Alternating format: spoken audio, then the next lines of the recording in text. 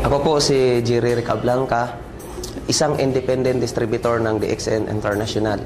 55 days lang po ako sa grade 1, pero ngayon, isang sa rising star ng DXN International. Kung paano ako napunta rito, mahabang istorya yun. 5 taong gulang pa lang ako noon namatay yung papa ko. Yung mama ko naman, nag-asawa agad. Inapi ako ng stepfather ko, so walang magawa yung mama ko kasi mahal niya rin yung stepfather ko. Diba?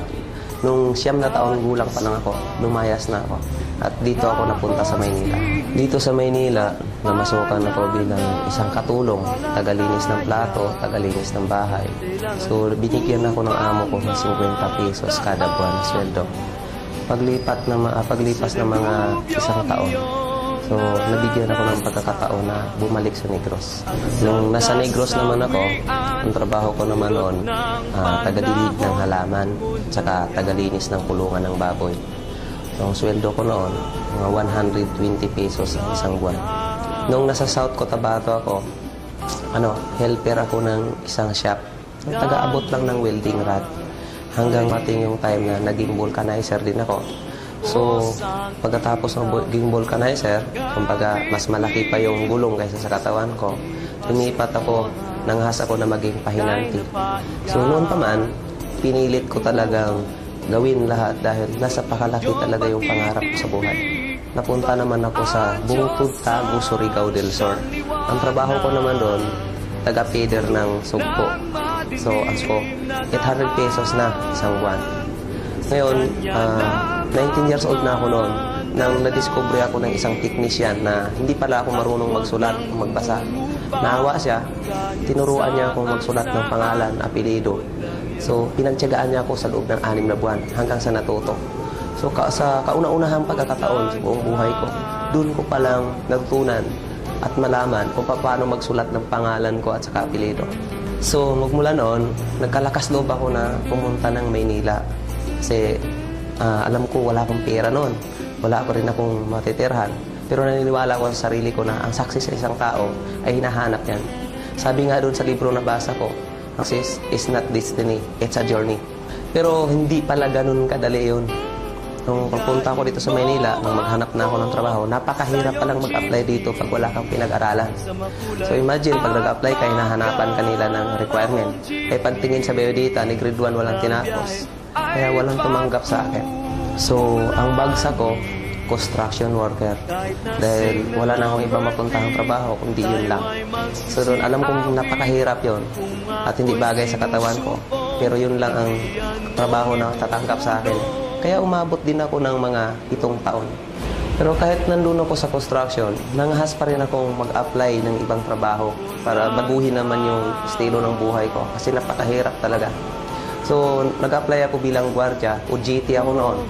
Halos 4 na buwan din ako nag-OJT. Taga-saludo lang ako ng mga dumadaan. So, galit sa akin mga kasamaan kong gwardiya kasi kahit taxi na dumadaan, sinasaluduhan ko. So, dumating yung time na may nagtatanong ng English, hindi ko may sasagot dahil hindi ko maintindihan. Hanggang sa natanggal din ako, hindi na ako pumasa. Akala ko, wala na akong pag-asa sa buhay kasi hindi na ako makahanap ng ibang trabaho. Akala ko noon, sa construction worker lang talaga ako nababagay. Pero hindi pala. Hanggang nabigyan ako ng pagkakataon na nakita ko ang DXN International. At dito pala magsisimula na magbabago ang buhay ko. Dito sa DXN International, tingin ko, ito na yung napaka-perfect company. Kasi walang hinihingi dito ng requirement. May pinag-aralan ka man o wala. Mahirap ka man, mayaman ka man. Welcome ka rito sa DXN. Dito, nakita ko talaga na napakaganda yung marketing plan.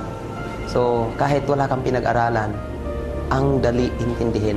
Kaya nag-decide ako na kailangan i-full-time ko yung independent distributor ng DXN. Pero napakahirap para sa akin noon nung sinimulan kong DXN dahil wala na akong bahay nung mauwian. Sa waiting shed ako natutulog, nagsasapin ko lang ako ng karton. Pag umulan naman, nakahanap ako ng mga tricycle na kaparada, jeep na kaparada, doon ako natutulog. At ang masakit pa nito dahil wala akong pera talaga. So nilalakad ko yun, papunta sa office, makarating lang ako. Layo siguro, mga 9 kilometers from Santa Lucia to Jollibee Plaza.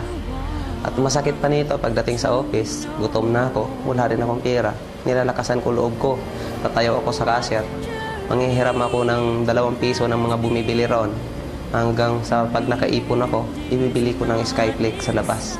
Doon naman sa maintenance ko, ang ginagawa ko noon, alas 5 pa lang ng madaling araw, lumalabas na ako. So, sinasabayan ko yung nagja-jogging sa Santa Lucia, sa park. Inaalok ko ng isang sasi ng kape. Pag nag-order yon, wala akong pera. Kasi brochure lang pinapakita ko. Patakbo ako sa office, manghihiram ako ng mga ka-crossline ng mga kaibigan ng kape para i-deliver ko sa kanya. And then yung 45 pesos no na yung discount, yun ang pamamasahe ko. Pero hindi rin nagtagal, nakikita ko rin yung pinaghirapan ko. Kasi pinilit ko yun dahil alam ko na ang hirap dito sa DXN, siya lang.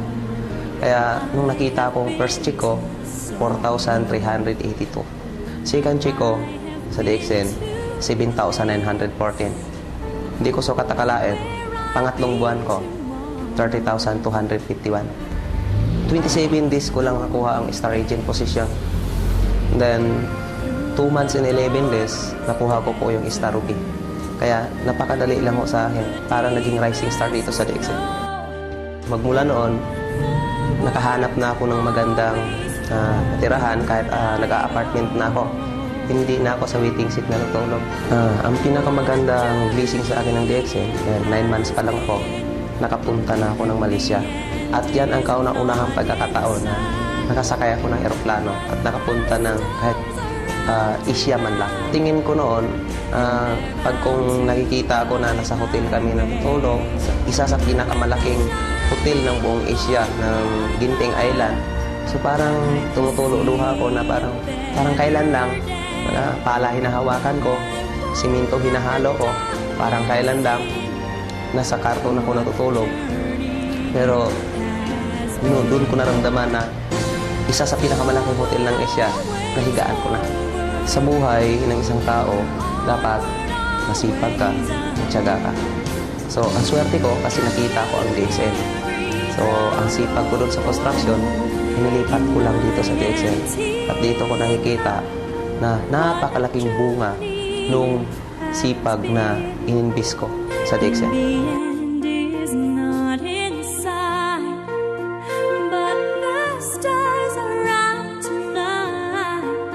And they're bound to guide my way. When the shining of my life, I can see a better day.